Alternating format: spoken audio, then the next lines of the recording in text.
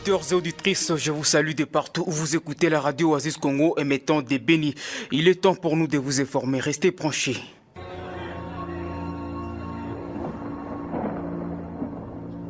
Oasis, la météo.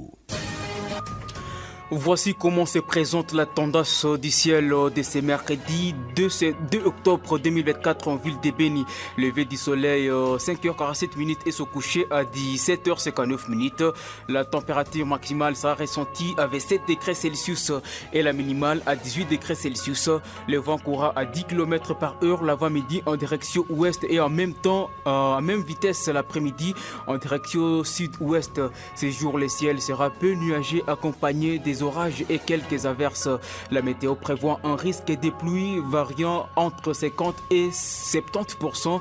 C'est mercredi dans la ville de Beni. Restez donc sur vos aguets. Au sommaire de cette édition d'information, c'est sous le thème Vieillir dans la dignité que la journée internationale des personnes plus âgées s'est célébrée pour cette année 2024. À cette occasion, la société civile du Congo, Béniville et Territoire demande au gouvernement congolais de voir comment élargir les activités pour encadrer les personnes plus âgées. Plus de 68 femmes ont été violées en l'espace de 2 mois en ville de Butembo. Cette situation inquiète les autorités ecclésiastiques. Vous écouterez un révérend pasteur qui appelle les autorités compétentes à se pencher dans cette affaire qui déshonore les femmes. Une personne a été tuée par des présumés bandits la nuit du lundi au mardi 1er octobre dans les quartiers Mugunga de la commune Karissimbi en ville de Goma. La société civile locale plaide pour l'ouverture des enquêtes. Mesdames et messieurs, nous ferons aussi un tour en province des voisines de l'Ituri avant de clôturer cette édition du journal. C'est tout pour les titres. Bienvenue au détail et bonnes conditions d'écoute. Jeune, ton avenir est plein d'espoir. Mais une seconde de plaisir sexuel peut le gâcher à jamais. Sois sage. Ce journal est mis en onde par Espoir Adjoya Mono et Farah Diakato. Je suis devant ces micros pour la présentation. Célébration, c'est lundi 1er octobre de la journée internationale des personnes plus âgées. À cette occasion, la société civile du Congo, Béniville et Territoire demande au gouvernement congolais de voir dans la mesure du possible comment élargir les activités pour encadrer les personnes plus âgées et aux députés de voter la loi portant protection de ces personnes. Junior Mbakulirai Mumbe, vice-président de cette structure citoyenne, appelle au même moment les personnes plus âgées à plus de créativité pour éviter la mendicité. Nous vous proposons de l'écouter dans cet extrait sonore. Vous allez vous rappeler que le 14 décembre 1990, l'Assemblée générale des Nations Unies a voté la création du 1er octobre de la journée internationale pour les personnes âgées, telle qu'il figure, si vous lisez, dans la résolution 45/106. La fête a été créée pour sensibiliser le public aux questions touchant les personnes âgées, telles que la sénescène et la maltraitance. C'est aussi une journée pour apprécier les contributions que les personnes âgées apportent à la société. Pour 2024, le thème est intitulé « Vieillir dans la dignité » et l'importance de renforcer les systèmes de santé et d'aide aux personnes âgées dans le monde entier. Nous devons ici examiner les problèmes qui affectent leur vie. Nous, comme la coordination de la société civile du Congo, nous appelons au gouvernement de voir comment prendre en charge les personnes de troisième âge en créant des maisons d'encadrement de personnes de troisième âge pour que ces gens-là puissent bien passer leur vie. Aussi, nous demandons ici aux députés de voir comment voter une loi pour protéger les personnes de troisième âge. Des journalistes de Beni ont été formés ce mardi 1er octobre 2024 sur la prévention des violences basées sur les genres. Lors de cette activité, il a été question de renforcer la capacité des chevaliers de la plume sur la thématique du genre, afin que ceux-ci respectent les principes fondamentaux de l'action contre la violence basée sur les genres. Madame Ruth Sabouni, oratrice du jour, a indiqué au sortir de cet atelier que les médias ont un rôle important à jouer vu la place que celui-ci occupe dans la communauté. Ruth Sabouni est au micro de Charmante Siava. Il était question de renforcer la capacité des journalistes sur la thématique par rapport aux différents rôles que les journalistes jouent dans une communauté. Par rapport à cette thématique qui est le VBG, comme vous le savez, nous avons 3 actions à mener. Il y a la prévention, il y a l'atténuation et il y a aussi la réponse quant à ça. Mais partant des rôles même des journalistes, vous allez constater que vous avez un grand rôle d'éduquer, de prévenir, mais aussi de former la communauté. C'est pourquoi il a été important pour qu'on puisse échanger, partager encore avec les journalistes, juste pour recycler les différentes notions par rapport à cette thématique, parce que dans votre rôle d'éduquer, mais aussi de prévenir la communauté, vous êtes nécessaire parce que vous devrez connaître quels sont les principes directeurs pour donner les différentes informations qui cadrent avec la thématique. Pendant ces temps, je le disais en titre, la montée en flèche des cas de violences sexuelles chez les femmes en ville de Butembo inquiète aussi les autorités ecclésiastiques. C'est le cas du numéro 1 de l'église Sepseya en ville de Butembo, le révérend pasteur Otsongo Lusenge Gilbert, qui hausse les tons. Selon lui, c'est inadmissible que 68 femmes soient violées en l'espace de 2 mois seulement. Il appelle les autorités compétentes à se pencher sur cette affaire qui déshonore la femme. Zangos Mouviswa nous en dit plus. Selon le révérend pasteur Tsongo Lusenge Gilbert, depuis lors, cette pratique est toujours découragée dans la tribu Nande. Toute personne qui commettait ce genre de viol était considérée comme un paria. Par conséquent, il était expulsé du village pour qu'il vive dans la brousse. L'ordinaire du lieu fait savoir que ces viols massifs perpétrés dans la contrée constituent une autre forme de guerre que les ennemis de la paix utilisent pour nous fragiliser psychologiquement. Le numéro 1 du poste Katoa appelle les autorités civiles, militaro-policières, politico-judiciaires de prendre cette situation à bras le corps afin que tout cesse. J'aimerais interpeller les autorités chargées de la sécurité dans la ville, aux fidèles chrétiens, à tout le monde, de bien surveiller ces jeunes gens. Les gens qui sont en train de violer doivent être arrêtés et subir la conséquence selon la Constitution. C'est vraiment inacceptable. 68 femmes violées dans 2 mois. Que la sécurité se charge de cette affaire. Rappelons qu'à l'intervalle de 2 mois seulement, 68 cas de viol sexuel ont été enregistrés en ville de Butembo par FEPSI, une structure sanitaire œuvrant à ville de Butembo. Butembo, Nzankos Mouviswa, au Aziz Kongo, Beni. Le chef des secteurs des Rwenzori en territoire de Beni, Kasseré Kamapati Jafet, s'est enfin exprimé au sujet d'une probable installation forcée de la foresterie communautaire par une organisation non gouvernementale dénommée Kadmir dans certaines collines supposées coutumières en groupement Bassongora. Il s'est exprimé à travers une correspondance adressée à un notable de la place qui avait alerté sur l'implantation de ces projets sans consentement de la population locale. Baraka Baouma pour plus de précisions. Dans sa lettre numéro 02-KLM-2024 du 28 août 2024, le notable Kampale Lukendero Maurice avait alerté les autorités, principalement les chefs de secteur de Rwenzori, sur une probable installation prétendue d'une réserve communautaire par l'organisation Kadmir, sans aucune consultation des couches locales propriétaires des espaces pouvant abriter les projets précités. La population, à travers cette correspondance du notable, a dénoncé l'implication de certaines autorités coutumières dans cette situation qu'il qualifie de de leur terrain. Dans sa réponse réservée à cette inquiétude, Kasseré Kamapati Jafet, chef de secteur de Rwenzori, demande aux responsables de Kadmir de surseoir toutes les activités irrelatives, ensuite procéder aux consultations des différentes couches et leaders communautaires en vue de préserver la paix sociale et d'éviter tout débordement. Et de suivre, j'appelle les chefs de groupement Bassonkora à l'esprit d'écoute et de multiplier des rencontres avec les leaders communautaires afin de promouvoir la paix et la cohésion sociale dans son entité. Fait des citations. Cette réaction de l'autorité sectorielle qualifiée de responsable est bien accueillie par Kampale Lukendero Maurice qui a parlé au nom des occupants de ces collines. Ce dernier émet une nouvelle proposition aux responsables de l'ONG Kadmir. La présence répétée des agents membres du Kadmir a toujours été contestée par les habitants de cette zone qui envisagent des actions pour contourner ces projets. Oasis. Vous informer, vous éduquer et vous divertir, tel est notre devoir sacré. Oasis. Les réalités de votre quotidien. Petit à petit, le territoire des Béni est en train de retrouver la paix. La confirmation est du colonel Marcel Kaloni Chalonga, administrateur militaire assistant de ce territoire. Il précise que cette accalmie est le résultat des efforts des forces de défense et de sécurité qui sont à pied d'œuvre pour rétablir la sécurité dans la province du Nord Kivu. C'est pourquoi l'autorité territoriale appelle la population à collaborer davantage avec les services de sécurité. Mwana Molokambula.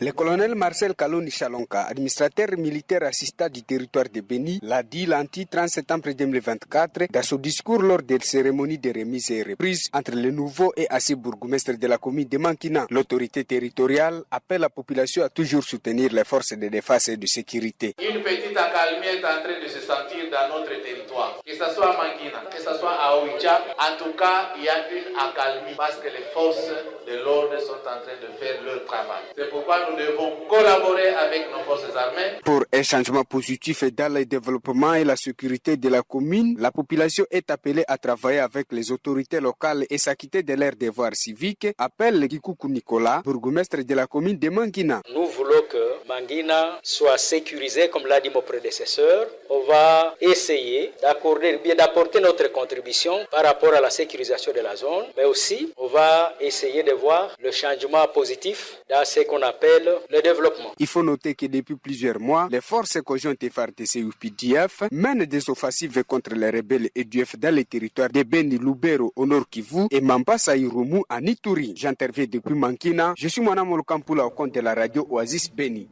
Une personne a été tuée par des présumés bandits la nuit du lundi au mardi 1er octobre dans les quartiers Mugunga de la commune Karisimbi en ville de Goma, chef-lieu de la province du Nord Kivu.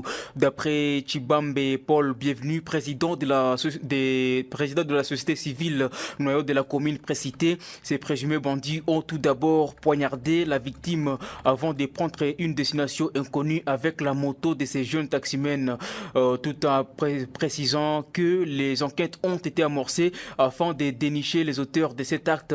Ces défenseurs des droits humains appellent les services spécialisés à pouvoir bien jouer leur rôle de sécuriser les citoyens et leurs biens. On écoute Chibambe Paul, bienvenue au micro de notre confrère Biefé Toumsifou. La situation sécuritaire devient de plus en plus obscure au niveau du quartier Mugunga. C'était la nuit d'hier qu'un jeune motard a été assassiné au niveau de l'avenue Kichanga, quartier Mugunga, commune de Karisimbi. Ce jeune a été assassiné par les hommes non encore identifiés. Il a été poignardé et tué par balle par ce même voyant et brigand. La moto qu'il conduisait a été portée disparue. Ces brigands, ils ont porté même sa moto. Et jusqu'à présent que les enquêtes, je pense que ça continue toujours à se faire pour connaître les causes de l'assassinat de ces messieurs. Nous continuons toujours à conseiller nos frères motards de suivre les mesures que son excellence, monsieur le gouverneur de la province, avait donné, que toute circulation de motos doit s'arrêter à 17h, qu'ils continuent toujours à suivre ces mesures pour protéger leur vie.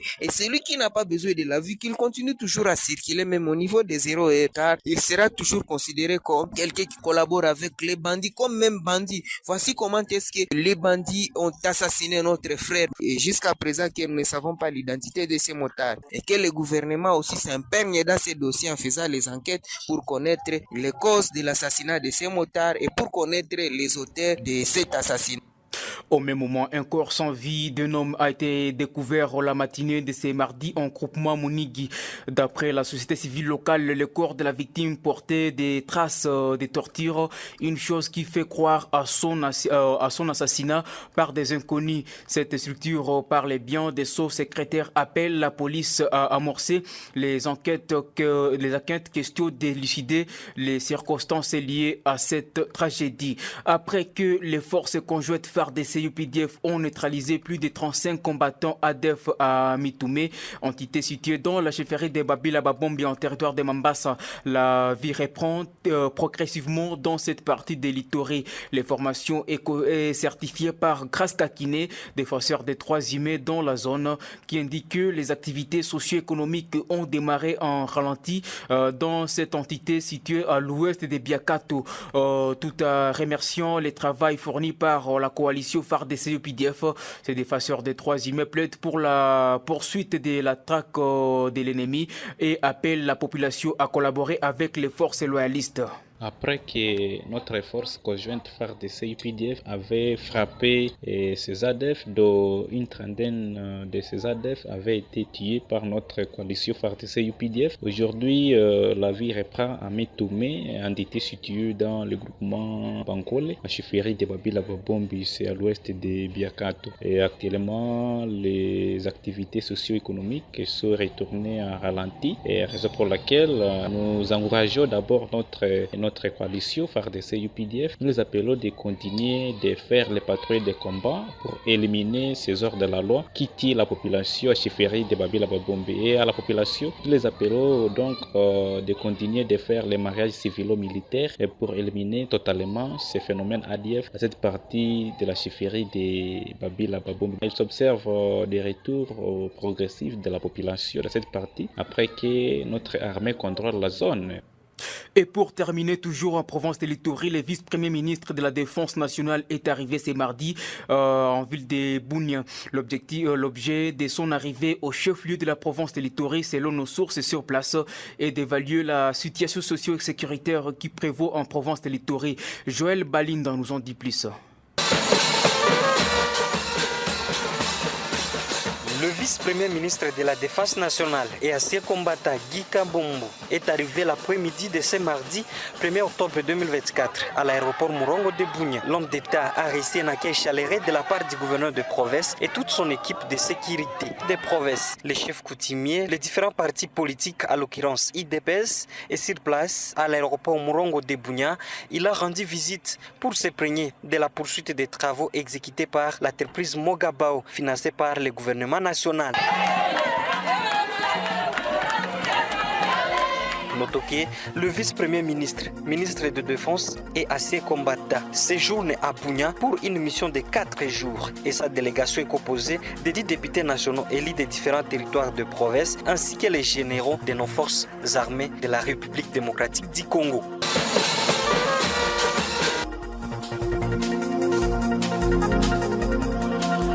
Auditeurs, auditrices, ça sera la fin de cette édition de formation mise en onde par Espoir Adjoya. Mon nom est Farah Diakato, j'étais devant ce micro pour la présentation de cette édition de formation. Merci à toute l'équipe qui l'a rendu possible. Portez-vous bien.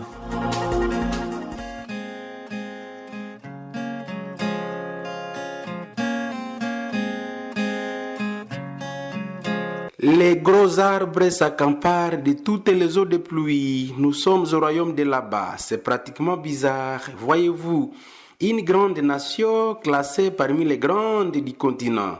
Lorsqu'il pleut, les jeunes plantiles qui ont besoin de croître se contentent de quelques gouttelettes qui leur arrivent difficilement au sol, car toutes les eaux de pluie sont bloquées par les grandes poches.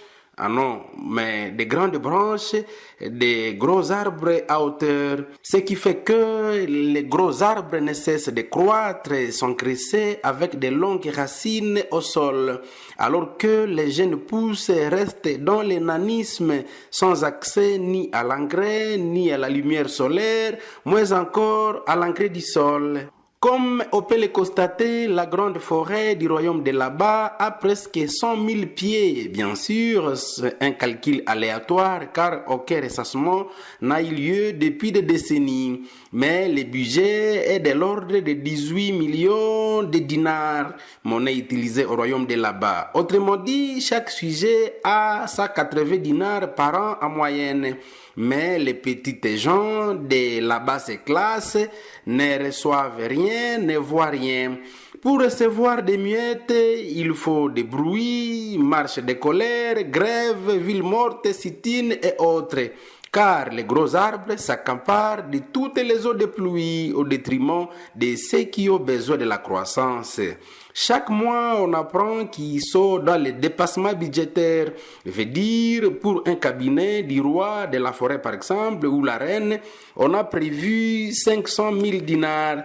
Mais le cabinet va atteindre facilement 600 voire 700 000 dinars.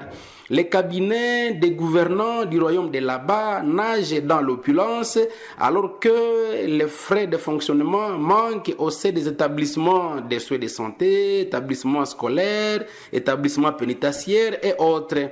Même pour réhabiliter une route, l'on a besoin de l'eau. Mais lorsque les gros arbres s'accaparent de toutes les eaux de pluie, comment donc développer la nation ?